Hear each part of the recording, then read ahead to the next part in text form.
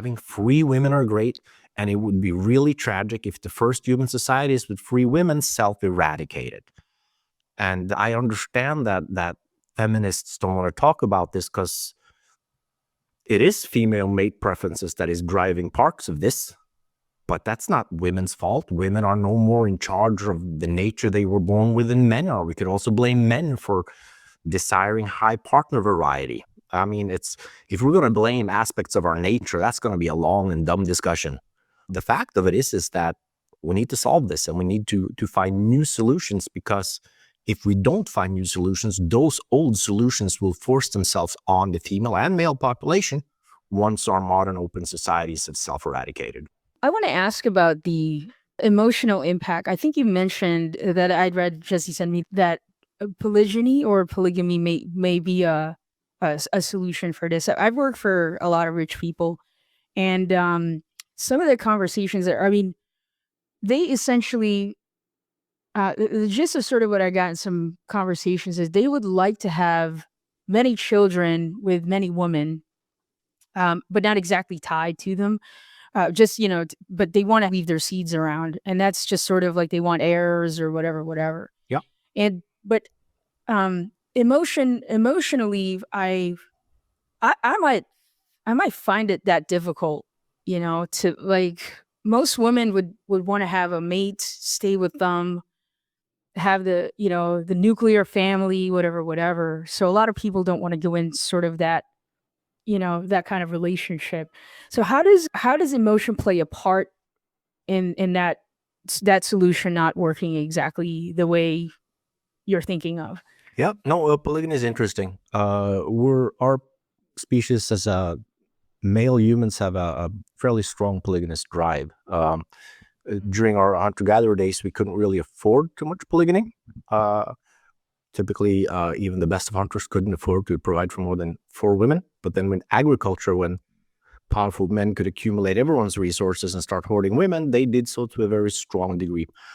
What we blind ourselves to is, it's a common thing to say that polygamy favors men. That is dead wrong. That is, we think that way as a result of the founding fallacy of feminism. Big supporter of feminism, it's achieved great things. But the feminist view is that to understand gender relations, you have to separate between men and women. Quite often, a more relevant separation is between high-value men and women on one side and low-value men on the other. So polygamy, for the vast majority of men, is terrible because the men with the resources, they hoard the women, and then there are no mating opportunities left for men in general. This is probably what drove the Viking Age, that the elites had just hoarded all the women, and if men wanted access to the women, they had to go out and rob Europe, and technology made that possible at the time. But yeah, it's for men in general, polygamy is not good. And for women, it's a trade-off. So in our modern societies, you can provide for yourself, and even if you have a poor man, you'll get your calories. But in the past, when you had the choice between being the third wife of a man with abundant resources or the only wife of a man who couldn't feed his family, then the first choice was probably preferable. So yeah, we're now in a situation today where women's attraction to men evolved from much more impoverished environments, and now in the debate that's been in over, women's been very clear, very open about this. Men are not good enough. They're just not good enough, and if they don't become better, they're not interested in pair bonding. So women are already excluding an increasing proportion of men from their pool of potential partners, and then we could ask ourselves, and if we're going to keep reproducing, would women want to share men? I mean, women already do temporally. High-value men are recycled. He's with one woman, have children with her, and then with the next. Would women prefer to share these men at the same time so they don't have to break up the family when the high-value man gets a new woman? I mean, that's not for me to decide. I'm not a part of that. But if men simply aren't good enough, is that an option for you? Is that something you would like?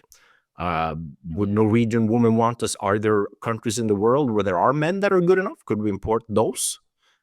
Would you prefer to have children alone? Should the government supply you with a nice apartment and a salary for bringing up children, and then you'll just have children with whomever you want and raise them on your own?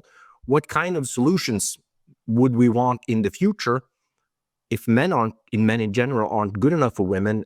And yeah, what would it take? And I don't know what the answer to that is, but women have to engage in this debate, especially feminists, and start negotiating. What would you like? Now, like you said, in Norway, women get $1.2 million from the state. Do you need 4? Do you need $2 million? How much do you need? What will it take for you to be willing to reproduce? So women are in a wonderful negotiation position for negotiations. They have the power here now. We will disappear unless women choose to have more children. And then women need to get involved. Let us know what it is you need. What kind of society do you envision today and in the future that would make it sufficiently attractive to have children?